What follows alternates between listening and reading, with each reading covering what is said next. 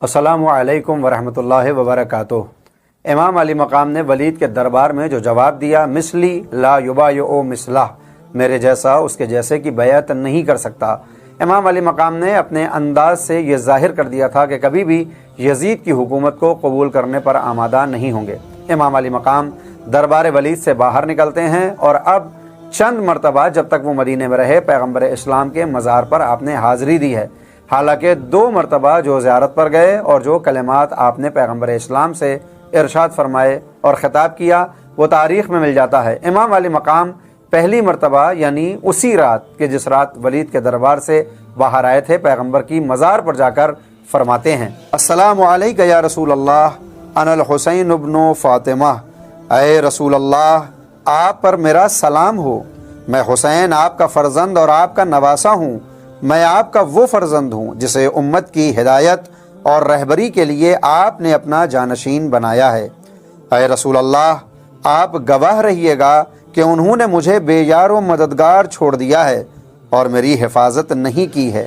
یہ آپ کی بارگاہ میں میری شکایت ہے، یہاں تک کہ میں آ کر آپ سے مل جاؤں۔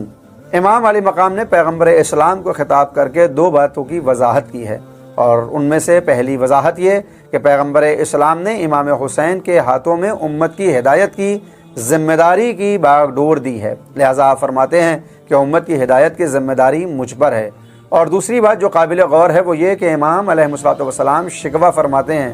کہ لوگوں نے ان کا ساتھ نہیں دیا۔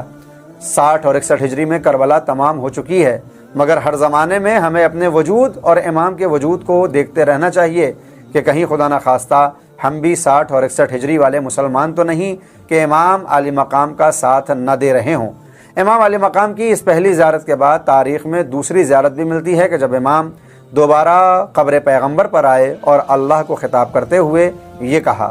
اللہم ان ھذا قبر نبیک محمد صلی اللہ علیہ وآلہ وسلم وانا ابن بنت نبیک، بار الہ یہ تیرے نبی محمد صلی اللہ علیہ وآلہ وسلم کی قبر ہے اور میں تیرے نبی کا نواسا ہوں، اور جو کچھ میرے لیے پیش آیا ہے تو اس سے آگاہ ہے۔ بار الہ میں نیکی اور بھلائی سے پیار کرتا ہوں اور برائی سے نفرت۔ اے ذوالجلال والاکرام اس قبر اور صاحب قبر کے واسطے سے تجھ سے درخواست کرتا ہوں کہ میرے لیے وہ راہ پسند فرما جس میں تیری اور تیرے رسول کی رضا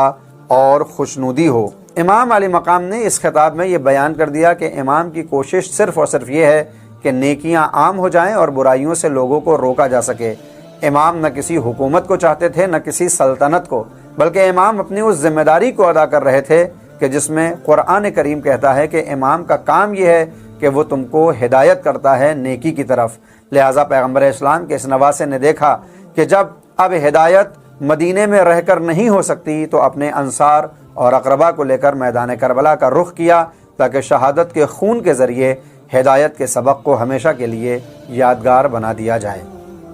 اور یہی وہ اب زیارت تھی کہ جس کے بعد پیغمبر اسلام کے نواسے اپنے گھر کی طرف پلٹے اور اہل حرم کو یہ خبر دی کہ اب مدینہ رہنے کے قابل نہیں ہے، لہٰذا اب ہم مدینے کو چھوڑ رہے ہیں۔ آپ غور فرمائیں کہ آج ہر مسلمان کی دعا ہوتی ہے، اللہم اجعل لی عند قبر نبیک محمد صلی اللہ علیہ وآلہ مستقرا و قرارا، یعنی بار الہ مجھے پیغمبر کی قبر کے نزدیک مستقر اور قرار گاہ دے دے کہ میں پوری زندگی اس قبر کے نزدیک رہوں۔ قیامت تک پیغمبر اسلام کی قبر کے نزدیک رہنے کی دعا کرتا رہے گا، اور وہ کہ جو پیغمبر کی قبر کا مجاور ہے وہ وقت آخر اس مزار کو چھوڑ کر جا رہا ہے۔ نہ صرف پیغمبر کی مزار بلکہ اپنے بھائی کی قبر سے بھی رخصت ہوئے اور اماں فاطمہ کے مزار پر آ کر کہا، اماں